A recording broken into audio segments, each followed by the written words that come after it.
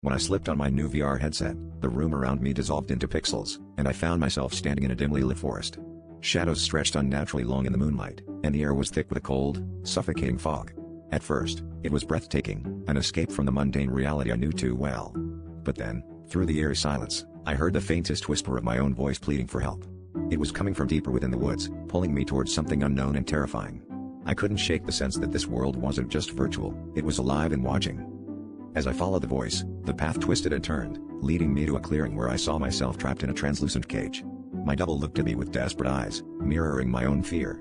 A sinister figure emerged from the shadows, its presence sending a chill down my spine. It informed me that the only way to release myself was to leave someone else behind in my place. The forest seemed to pulse with a malevolent energy, and the very ground beneath me felt unstable, as if it could swallow me whole at any moment.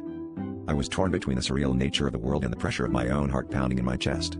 Time seemed to warp, stretching minutes into eternity.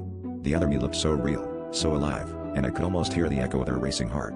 I knew I had to make a choice, but the thought of trapping another soul, even a virtual one, filled me with dread. The trees seemed to lean closer, their branches like skeletal fingers ready to ensnare me if I hesitated any longer.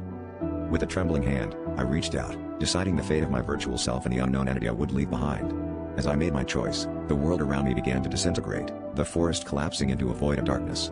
I tore off the headset, gasping for air, only to find myself back in my living room. But the relief was short-lived. In the reflection of the dark screen, I glimpsed the shadowy figure standing behind me, a reminder that some choices can never truly be escaped.